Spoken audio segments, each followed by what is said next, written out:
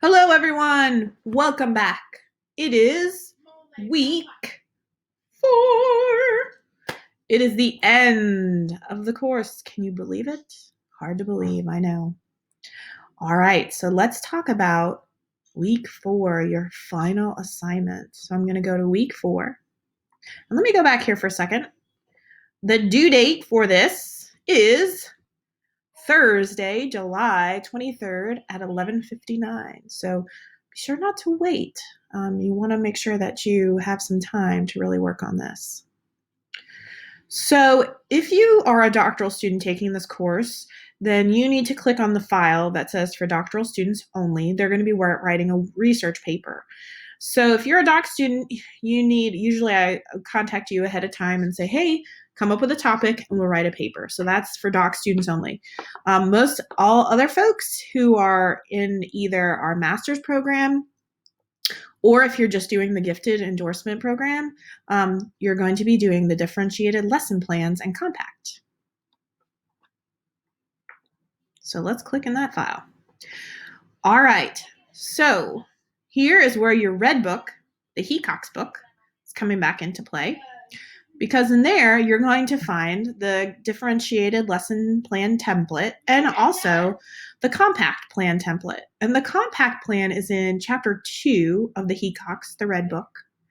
And then you will also see the differentiated lesson plan template and will be in chapter 10. So I want to kind of talk to you a little bit about what's in this folder and what I'm expecting. Now, how I'm looking at this is going to be a little bit different than how Dr. Lowry has you guys do methods and materials, how she actually has you create a giant unit. I don't need a giant unit. I just need 2-day lesson plans, 2 days of lesson plans, okay? And I need a compact. And so I have a specific template I want you to use when you are doing your lesson plan, and I have a specific template for your compact. So I'll show you that in a second. But before I do that, I want to show you, number one, where to submit it. So you're going to submit here where it's in blue, where it's submit your differentiated lesson plans and compact. So you're going to do that right there. So remember, you need to have 2 lesson plans and 1 compact, right? Now, if you're looking for ideas, which all teachers, we all are looking for ideas. So I've got lots of different things in here, differentiated lesson ideas, multiple things in there. This one is from chapter 11 about how to do differentiation based on student need. I strongly suggest you take a look at this one. It's called this one, differentiated by student need. This one is also excellent. This is in your Hecox book, the red book, 10 critical elements of differentiation. My suggestion, guys, is you read chapters 10 and 11, and you may also want to check out chapter 2, the section on compacting. This specifically gives you some information about compacting, and so you're going to want to look at that as well. And then this is my personal favorite, differentiation with technology. Woo! Okay, this is actually my friend Becky Shorey, and Becky has tons and tons of ideas. Her specialty, she is technology. And so Screencastify, that's how I'm making these videos right now. Screencastify is there is some free version of this, but Screencastify, you can make videos. I think I paid $25 for the premium account. It wasn't that much at all. And so you can record videos, they'll save them to your Google Drive, and then you can upload them to YouTube, upload them to Google Classroom, lots of easy ways, and that's how I'm doing this. So you can see she's got lots of different ideas on how to use technology for differentiation, Google Forms. I did a study with a student on this. Very, very powerful tool that is free. Google Drawings. This PowerPoint, Differentiate Like a Rockstar, is excellent. I've used it in classes in particular. I would suggest you take a look at that. But there's lots of cool stuff on here. If you're not familiar with Edpuzzle, Pear Deck, Actively Learn, those are excellent too, using Google Classroom. So this website in particular, super awesome. And Becky is great. She's great. She's out in Colorado. So that link is on there. And then, because sometimes we just need to see it, I've included a couple of videos of some different types of differentiation. The first one is a classroom with English language learners. And sometimes, as we talked about in week 2, these students tend to be not necessarily looked upon with a particular eye for gifted. And many of these students are. So, but the ideas that could be used in the classroom can be used, doesn't matter what types of ability levels that the students have and how you can differentiate. So there's a video in particular about coaching English as a second language. This one is a math lesson that's super fun. It's actually from Britain, and all these videos are from the teaching channel.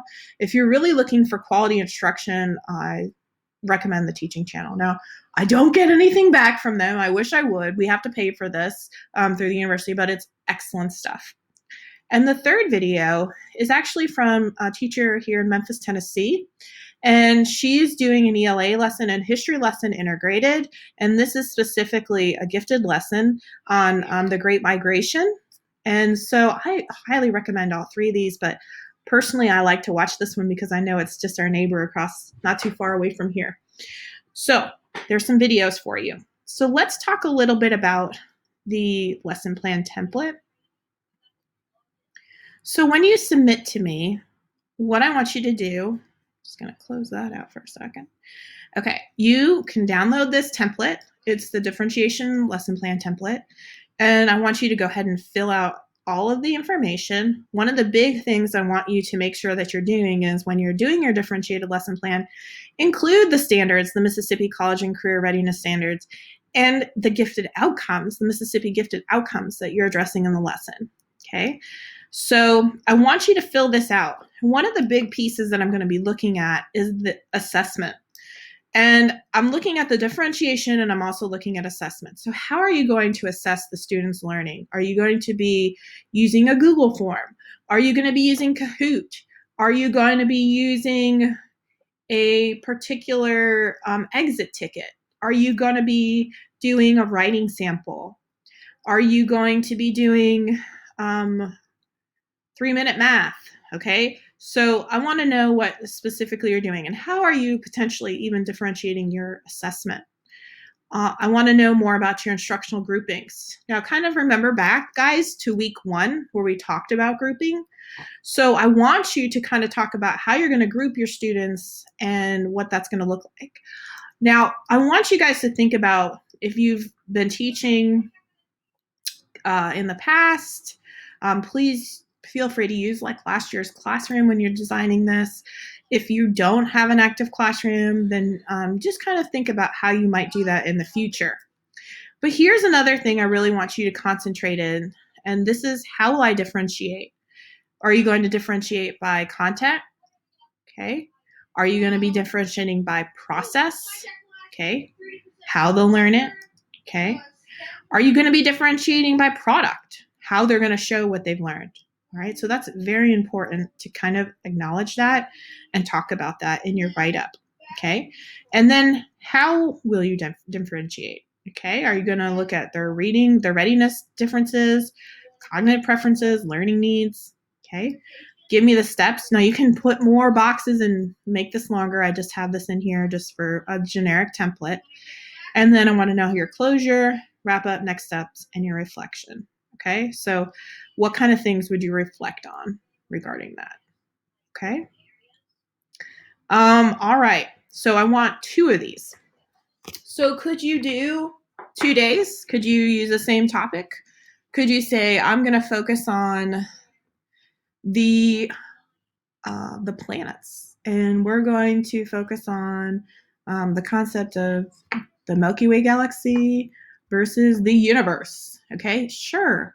Could you submit 2 different lesson plans? Like you want to do one on math concepts and you want to do an ELA history one? Sure. Okay, it's up to you. What I'd like you guys to do is make lesson plans you might actually use in the future. I'm a big person in kind of believing in that make and take philosophy. I want you to try to use the stuff that you're making and doing in my class to apply to your real life. Okay, so 2 lesson plans for me on this template. Okay. All right. Now, compacting. I'm not sure how many of you guys have been compacting, if you've even heard that necessarily terminology before. But compacting is a means that if you have students that really are, exceptional, that you want them to have the ability to either test out of a subject or move on to something else. In particular, I can remember I had a student that tested out of, it was fifth grade math, and we did a compact on him, and he had to answer the final exam for fifth grade math with a certain percentage to be able to move on to sixth grade. And so we actually transported him, et cetera, but this is a specific idea that you can use to compact. So you're going to type in the curriculum area, maybe it's math, maybe science, ELA, whatever you think. What are you going to speed up? What are you going to eliminate? Or what kind of a project are they going to do? Or what specifically are they going to be doing? So maybe you're going to say, you know what, the student has already talked about the novel that we're reading in school, so like Where the Red Fern Grows. So maybe we're going to have the student read another novel and create some kind of virtual book report. Okay, so that could be something that you have there. You're going to need to talk about what resources you need. So maybe that's books, maybe that's materials, maybe that's online stuff. What are the steps for the project that the student has to do? What is the criteria for high quality work? Okay, so many times I always think about compacting as kind of like, this is something we're doing in substitute of something that's happening in the gen ed. Okay, so think about that in particular. Your book has a specific example of compacting, and so be sure that you take a look at that. It'll give you an example. All right. There's also essentials in curriculum compacting here, and this will help you as well to write that. All right, so think about a student that you've had. Think about how you're going to plan for them and what that might look like. I'm going to show you the specific rubric and what I'm looking at too, what I'm looking for here. So let's open that up. All right, so your rubric will focus specifically on the lesson plan template, and each lesson plan is worth 40 points each. So 2 lesson plans at 40 points will be 80 points, and your compact will be worth 20 points. So what I'm looking for, I'm going to talk a little bit about the compact quickly, is I'm looking for scoring this. Is all the information there complete and clear? Okay, that's 10 points. And then the second 10 points comes from, did you include the resources and the specific steps that are needed to do this? So that's the 20 points for the compact. Now, down here, this is the rubric for the lesson plan. What I'm looking for specifically here are evidence of differentiation. And this has to be evident. It can't be I just check the box and said I'm going to do a different content, I'm going to do a different product. You need to be specific. I need to be able to see it. I need to be able to know that that is what you're doing for your differentiation. I need to also have an idea of what your specific learning plan and activities are. And if you're planning on doing specifically something with math, show me what you're going to do. Okay. Organization, I want to make sure that everything is there that needs to be there, that it's easy to follow, and a stranger could pick up your lesson plan and follow it. And I also want to make sure that there's some assessment in there, because it's important for us to be reflective and to know where our students at, know the performance on a daily basis. So I'm looking for the assessment piece as well. So each of these is worth 10 points to a total of 40 points. And then, like I said, you'll be required to do the 2. So that's it. Please let me know if you have any questions. Hope I didn't totally overwhelm you. I do ask at the end of the course if you would consider doing a course evaluation for me. And this can be done through My Ole Miss. And I do read these. So please, if you would take the time and give me some feedback. But as always, let me know if you have any questions. I've enjoyed working with you. Thanks again for all that you do for all of our students in the state of Mississippi and other places. Bye, guys.